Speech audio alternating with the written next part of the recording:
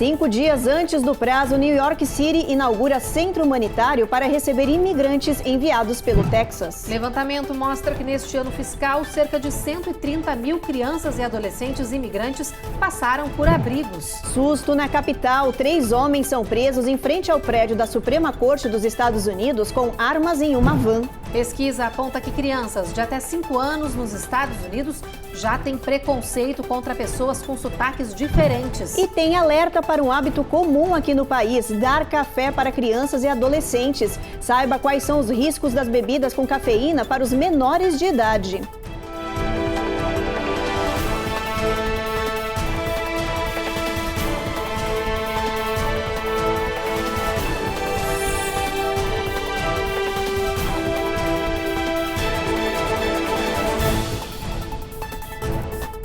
Olá, boa noite. Boa noite. A gente abre essa edição falando dos dados preocupantes de uma pesquisa que apontou que crianças de até 5 anos de idade já têm preconceito contra pessoas que falam diferente delas. Isso foi sentido principalmente nas escolas. Os dados apontaram que as crianças preferem os professores que têm um sotaque local, o que mostra aí que o jeito de falar pode influenciar até na educação dos pequenos.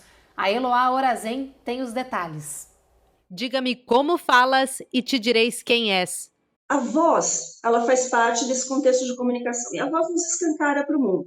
Ela diz muito de como a gente se sente, principalmente naquele determinado momento. Sotaques são parte da nossa identidade, mas em alguns casos são usados como munição para preconceitos. Uma pesquisa conduzida pela Universidade do Alabama mostrou que uma pessoa leva menos de 30 segundos para traçar o perfil linguístico de um interlocutor e tomar decisões rápidas sobre sua origem étnica, classe socioeconômica e suas origens. Essa questão do preconceito, ela existe porque as pessoas fazem uma leitura errada da pessoa, porque como existem características muito específicas de sotaque de determinadas regiões, é muito comum as pessoas acharem, por exemplo, quando há omissões de alguns determinados sons, por conta da característica linguística mesmo do próprio sotaque, as pessoas tendem a inferir que existe, por exemplo, um nível social menos favorecido, ou um nível de letramento, ou uma capacidade,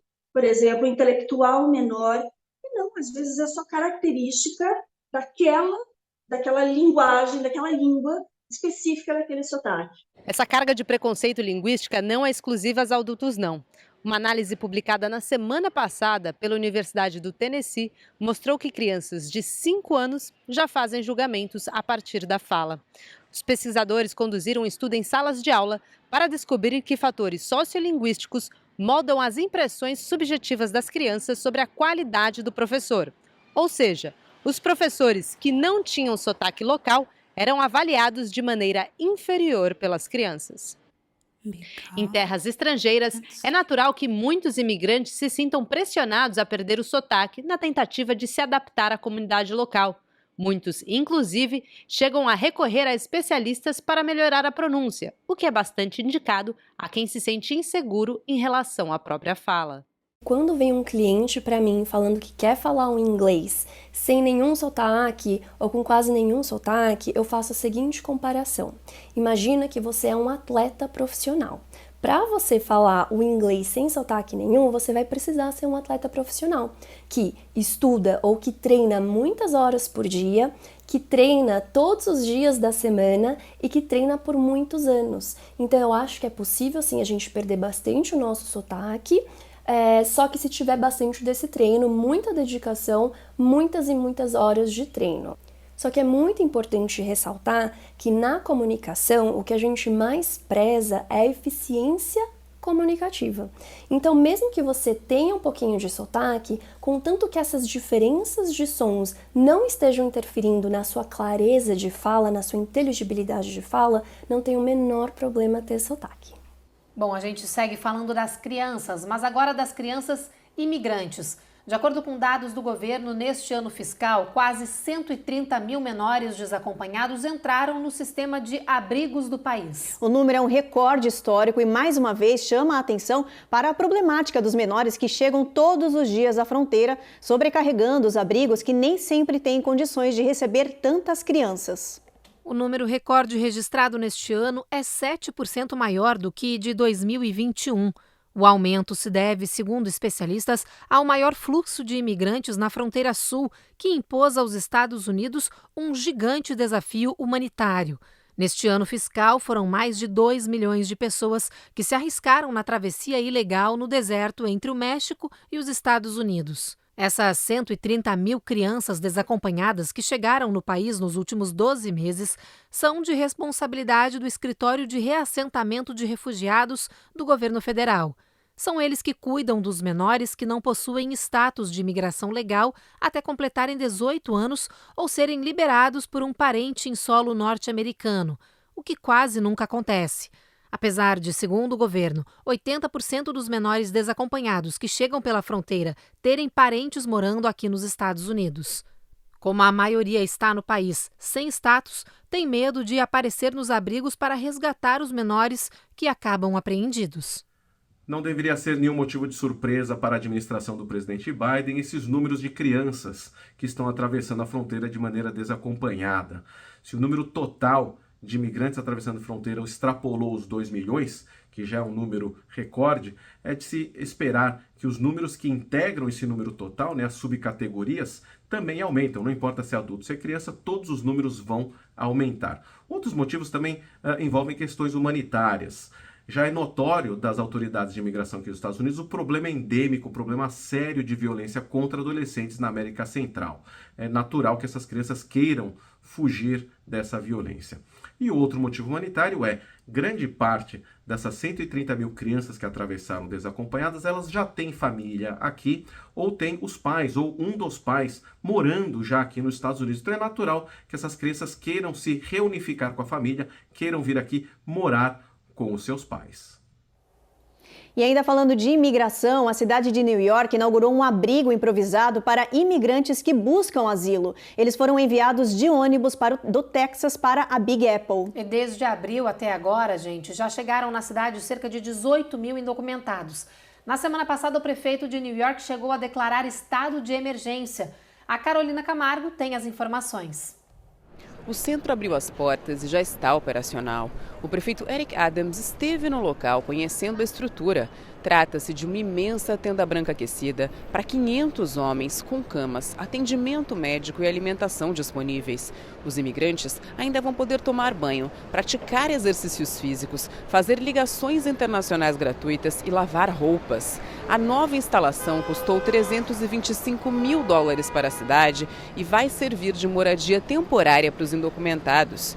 A tenda gigante foi a solução encontrada pela Prefeitura de New York depois que o sistema de abrigos entrou em colapso por superlotação.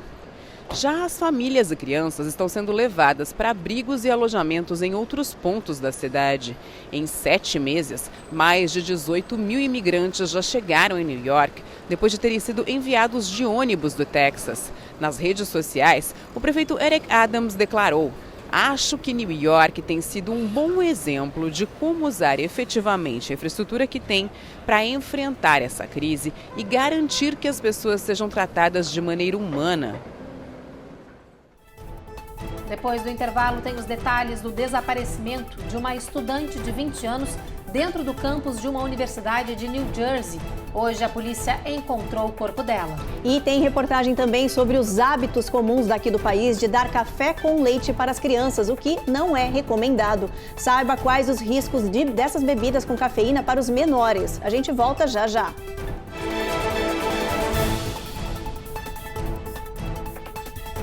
Américas no ar. Oferecimento Automate Car Solutions. Excelência na compra do seu carro é o nosso compromisso. Rejub Chef. Melhore agora sua qualidade de vida. Prime Shield. Precisando construir ou reformar seu ambiente? Temos o piso ideal para você. Acesse primeshield.com.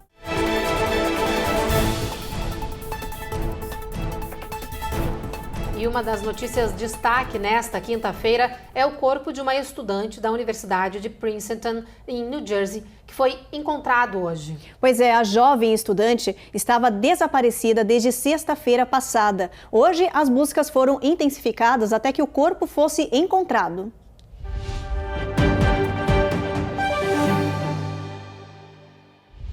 A jovem de 20 anos teria sumido dentro do campus. A última vez que ela foi vista com vida foi no jardim do prédio da universidade, onde ficam os dormitórios. Hoje, 6 dias depois do sumiço da estudante, as buscas foram intensificadas e, além do uso de drones, grupos de resgate passaram a vasculhar o lago do campus de Princeton. O corpo da estudante foi encontrado no meio da tarde, perto de quadras de tênis da universidade, numa área mais remota e restrita a veículos autorizados. Segundo as autoridades, não há sinais preliminares de trauma, mas o corpo será enviado agora para o IML, que vai determinar as causas da morte. A Universidade da Ivy League disse que colabora com as investigações e que no momento não tem informações adicionais que possam aí compartilhar.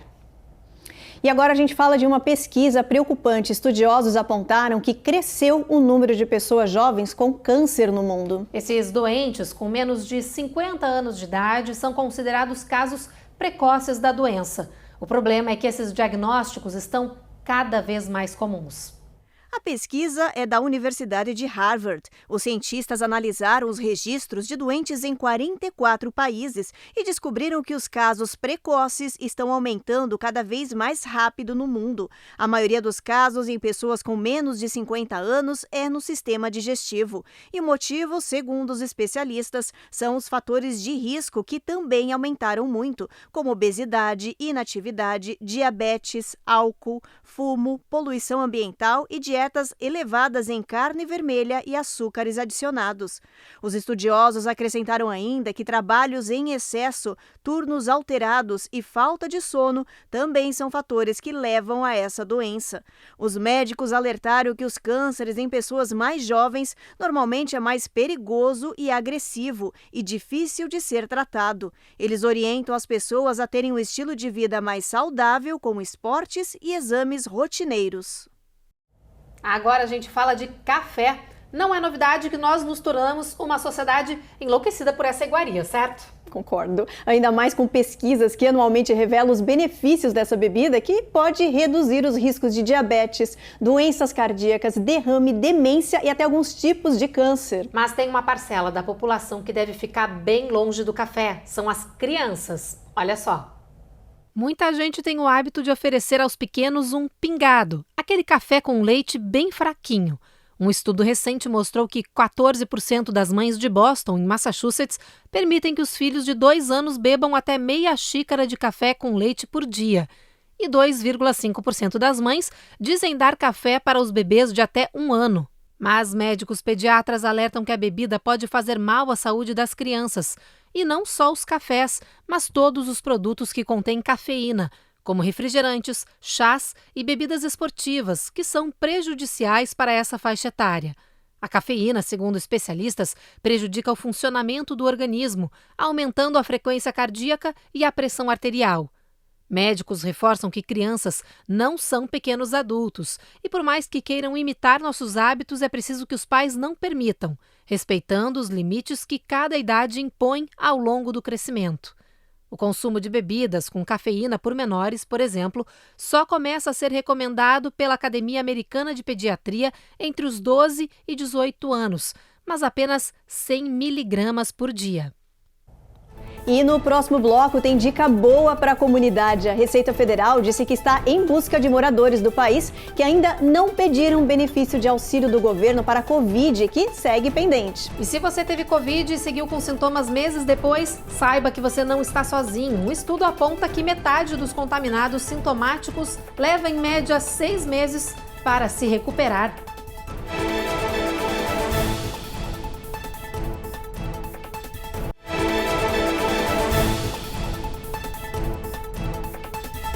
Estamos de volta e para falar de um problema que anda tirando o sono de muitos brasileiros que tentam tirar o visto de turista de vários familiares no Brasil. É que aumentou o tempo de espera para se conseguir o visto B1, B2.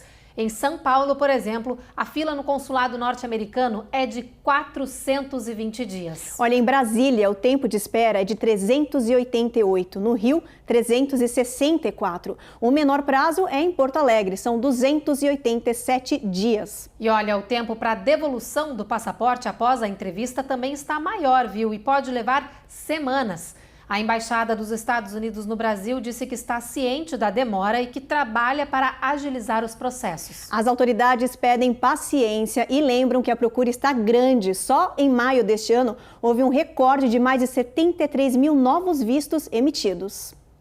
Bom, e mudando de assunto, agora a gente fala da Receita Federal. Atenção, o IRS está enviando cartas para 9 milhões de pessoas que não reivindicaram pagamentos pendentes. A gente está falando daqueles valores de estímulo distribuídos durante a pandemia de Covid-19, lembra? Principalmente o imposto infantil. Então, olha a reportagem para ver se você não é uma dessas pessoas.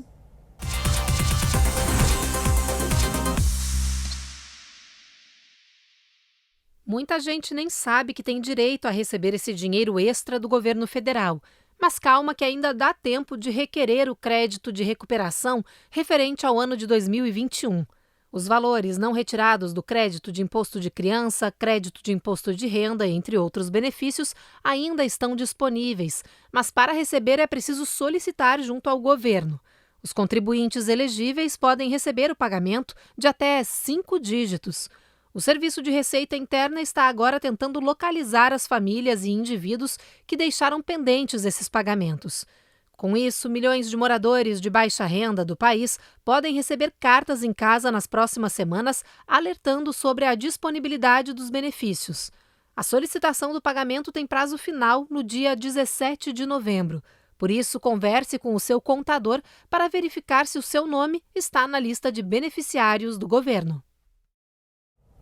E olha, seguindo nesse assunto aí de Covid-19, um estudo apontou que as pessoas estão levando mais de 6 meses para se recuperar dos sintomas depois de infectadas. Essa doença prolongada já ganhou até nome, é a Covid longa. É muito mais comum do que se imagina. Centenas de pessoas estão enfrentando esse problema, como nos mostra a Carla Marinho. Os resultados publicados na revista Nature Communication são os mais abrangentes e recentes sobre a Covid longa, que é como ficou conhecido a permanência dos sintomas do vírus após a recuperação. O estudo foi realizado na Escócia, com 33 mil pacientes que tiveram Covid. Desse total, 6% relataram não ter se recuperado. Outros 42% se recuperaram parcialmente. O grupo foi acompanhado em um período de 6 a 18 meses. A revista revelou que o risco de Covid longa é maior entre mulheres e idosos e aqueles que vivem em comunidades mais pobres. As pessoas que já sofrem de problema de saúde física e mental, como doenças respiratórias e depressão, também estão mais propensas. O ideal é procurar o tratamento médico de um profissional especializado, a reabilitação respiratória com um fisioterapeuta, indicando os melhores exercícios de acordo com a situação clínica do paciente, ter uma atividade física em dia, alimentação saudável e cuidados essenciais. Os sintomas da Covid longa variam, mas no estudo escocês, os mais comuns foram falta de ar, palpitações, dor no peito e o chamado nevoeiro cerebral, ou confusão mental. De acordo com estimativas do governo americano, entre 7 e 23 milhões de pessoas no país, incluindo 1 milhão que não podem mais trabalhar, estão sofrendo os efeitos a longo prazo da infecção pelo vírus. A pesquisa também abordou o grau de proteção oferecido pela vacina. Para os pesquisadores, ela não impede, mas reduz as chances de desenvolver a Covid longa. Junto à vacinação, o ideal é ainda manter os cuidados de prevenção. Usar álcool em gel, lavar bem as mãos, usar máscara em ambientes fechados, principalmente idosos que adquiram síndrome respiratória. Depois do intervalo, a gente traz os detalhes do caso de 3 homens que foram presos com armas escondidas em uma van na frente do prédio da Suprema Corte do país. E a gente fala também sobre o clima que surpreende neste outono. Muitas regiões do país já estão debaixo de neve e as temperaturas estão mais frias para esta época do ano do que o de costume. A gente volta já já.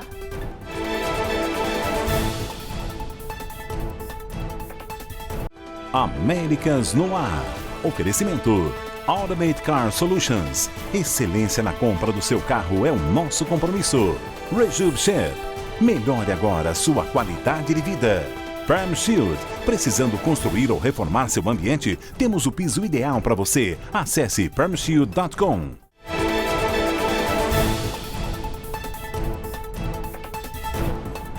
A polícia da capital Washington anunciou que 3 homens foram presos por estarem aí numa van cheia de armas na área do Capitólio, próximo ao prédio da Suprema Corte dos Estados Unidos. Um dos homens é um senhor de 80 anos, morador da Geórgia. Ele seria o dono da van branca encontrada estacionada em área proibida com 2 armas e uma espingarda. Ele estava acompanhado de outros 2 homens, todos eles foram detidos. O trio admitiu que estava armado na região, que é ilegal, e disse que estava lá para entregar documentos ao Supremo Tribunal. E olha, agora a gente fala do frio fora de época que está atingindo parte aí dos Estados Unidos. O mês de outubro já está sendo chamado de histórico. E não é para menos. Tem temperaturas congelantes, frio extremo em algumas regiões do país. Já tem até nevasca típica de dezembro, gente. O que será que está acontecendo, hein? Olhando essa imagem de nevasca rara em Michigan, é difícil de acreditar que estamos no mês de outubro, mas é verdade. É tanta neve que está caindo antes da hora que até a montanha de esqui em Taylor's Fall, em Minnesota, abriu as portas precocemente. São vários os estados americanos no norte e centro que já registram frio intenso e congelante. Em algumas cidades do Missouri, o termômetro marcou 25 graus. Em Iowa, 21 e Nebraska, 16 graus. Todos bateram o recorde de frio dos últimos 50 anos. Esse tempo incomum começou a descer pelo leste e sudeste do país e deve derrubar os termômetros por onde passar. Vários estados, a partir do Arkansas, estão sob risco de congelamento. Esse alerta se estende para o sul até a costa do Golfo do Mississippi, Alabama e ao longo do oeste da Flórida, em Panhandle. Mais de 100 milhões de pessoas permanecem sob atenção. Segundo os meteorologistas, essa explosão fria é resultado de uma corrente de ar frio vinda direto do Canadá que canalizou e seguiu em direção ao sul dos Estados Unidos. Isso deve durar esta semana e depois deve voltar ao normal. Bom, vamos então agora ver como é que vai estar a previsão do tempo para amanhã em todo o país. Vamos dar uma olhadinha? Bora lá. Olha, Boston, sol forte aí, máxima de 63. Nova York, sol também. Washington também, máxima de 65, mínima de 45. Chuva forte aí, Miami, mínima de 67 graus.